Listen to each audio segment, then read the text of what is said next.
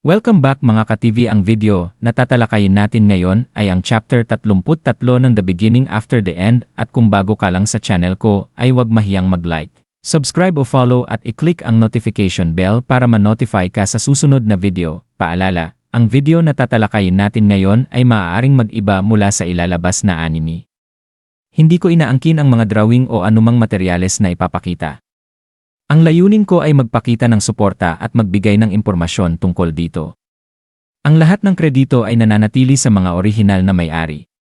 Maraming salamat, ginising si Arthur ng kanyang bond na si Sylvie, na masiglang dinilaan ang kanyang mukha.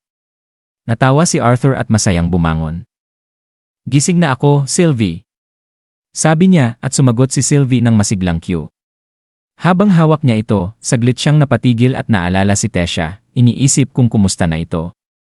Bigla niyang naamoy si Sylvie at napangiwi sa baho nito, kaya't dali-daling tumakbo sa banyo.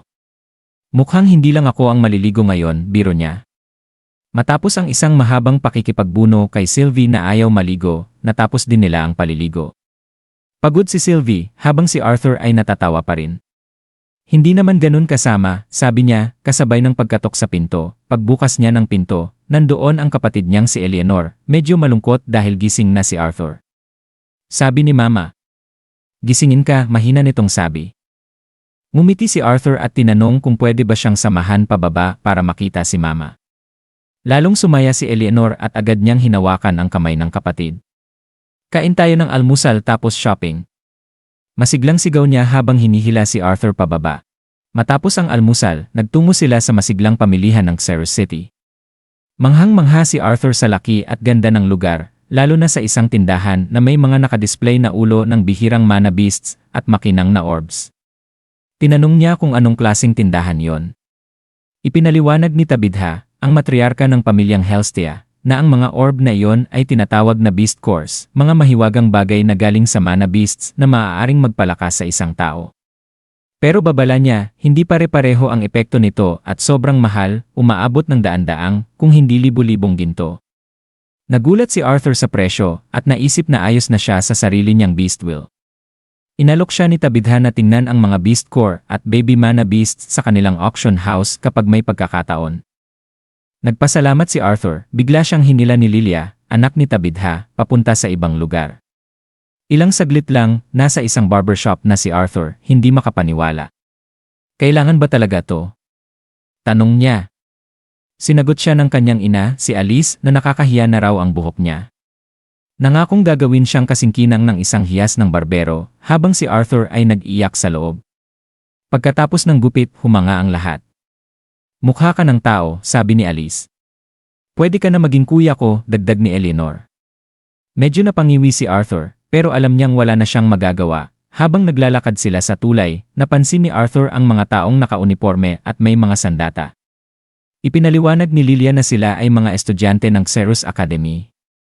At isang status symbol ang pagsusuot ng ganoong uniforme. Mukha silang mayabang, komento ni Arthur, na sinang-ayunan ni Lilia. Tapos bigla may nakita sa Arthur, kaya agad na lang siyang tumakbo na parang tuta, ikinagulat ng lahat. Natawa si Alice at sinabing bihira niyang makita si Arthur na ganun ka-excited. Masarap makita siyang parang bata, sabi ni Tabitha, lalo na pagkatapos ng ginawa niya kagabi. Naalala nila ang kahangahangang lakas ni Arthur noong nakaraang gabi. Nakarating si Arthur sa isang weapon shop at agad pumasok, humanga sa mga sandata at gamit. Ngunit agad siyang hinarap ng mga iba adventurer at pinagsabihang hindi ito lugar para sa bata. Isa pang lalaki ang tumawa sa kanya at sinabing ang tinitingnan niyang espada ay mapanganib, hindi laruan. Nang subukang hawakan ang balikat niya, tinapik ito ni Arthur palayo. Alam ko kung ano ang espada. Paumanhin kung nakaharang ako, sabi niya sabay lakad paalis. Ngunit hinawakan siyang muli ng lalaki at pinagalitan. Bigla namang dumating si Alice. Bitawan mo ang anak ko, mariin niyang sabi. Magrereklamo sana ang lalaki hanggang sa mapansin si Tabitha at mapanatad.